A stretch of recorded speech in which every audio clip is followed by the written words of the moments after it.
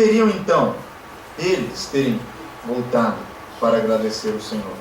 Mas foi justamente um samaritano, um inimigo dos judeus, que voltou para agradecer ao Senhor Jesus Cristo.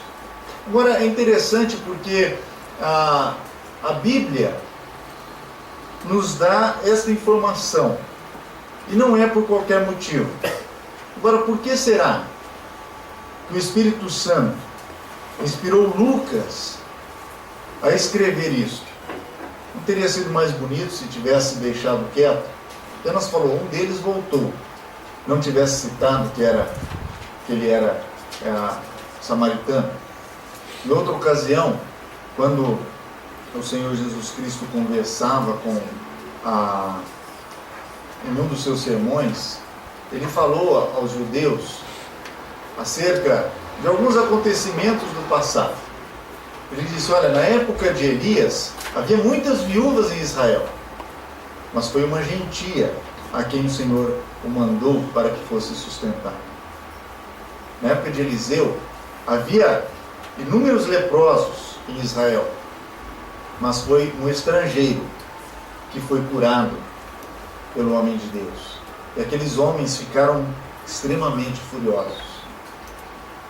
Agora, aqui nós vemos que os judeus, eles não tinham alguns judeus, não tinham muita simpatia pelo Senhor Jesus Cristo, porque eles não estavam dispostos a aceitá-lo como aquele que realmente era, porque eles aguardavam um Cristo que viesse como um grande general e que lhes trouxesse libertação política do jugo romano.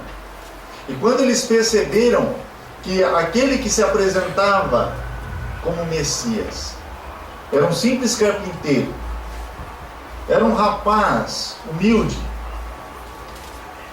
era uma pessoa dentre o povo, alguém que nem teve condições de estudar nas melhores escolas, não era uma pessoa da alta classe social que pertencia à linhagem sacerdotal e assim por diante, mas era um rapaz comum, um carpinteiro, um jovem que havia até aos 30 anos de idade trabalhado com as próprias mãos para ajudar a sustentar a sua família.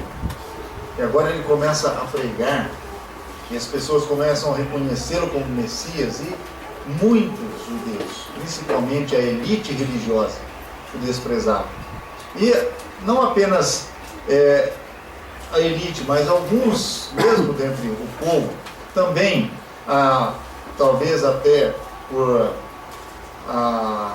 por seguir o pensamento destes homens que eram sua liderança, tinham também desafeto pelo Senhor Jesus Cristo, porque ele sempre lhes dizia a verdade, não aquilo que eles gostariam de ouvir.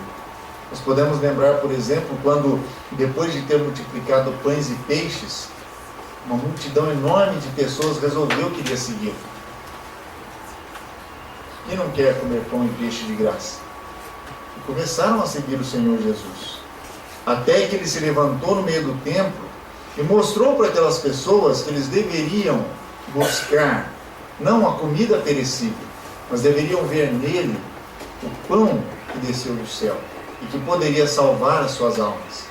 E o discurso do Senhor Jesus naquele momento acusou de tal forma o coração daqueles homens, a consciência deles, que a Bíblia nos diz que muitos desistiram de seguir o Senhor.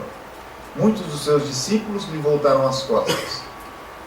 E nessa ocasião foi que o Senhor voltou-se para os seus 12 apóstolos e disse: vocês também não querem seguir o seu caminho, não querem me deixar? E que Pedro teve a oportunidade de fazer a mais linda declaração de amor que nós lemos nas Escrituras de um homem para com o Senhor Jesus Cristo. Senhor, para quem iremos nós? Tu tens as palavras de vida eterna. Senhor, nós não te seguimos por causa do pão, nós não te seguimos por causa do peixe, nós não te seguimos por causa dos milagres que o Senhor faz, mas porque tu és o Filho de Deus e nós encontramos vida em ti, e nós vamos continuar te seguindo durante toda a nossa vida.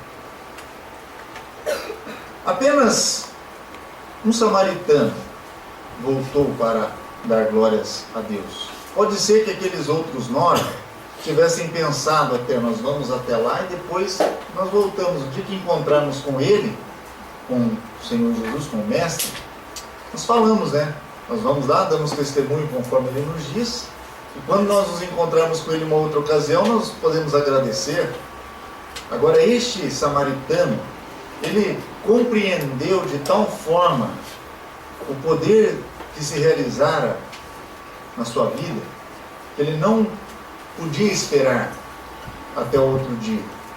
Não podia esperar até o momento seguinte, mas ele imediatamente voltou. Lembra quando Nicodemos foi encontrar o Senhor Jesus Cristo de noite? Alguns dizem que é porque ele tinha vergonha, talvez, de ser visto com o Senhor Jesus Cristo. Mas pode ser que aquele homem estava tão ansioso de conhecer o Mestre, que o seu coração não lhe deixou descansar aquela tarde, quando ele chegou em casa.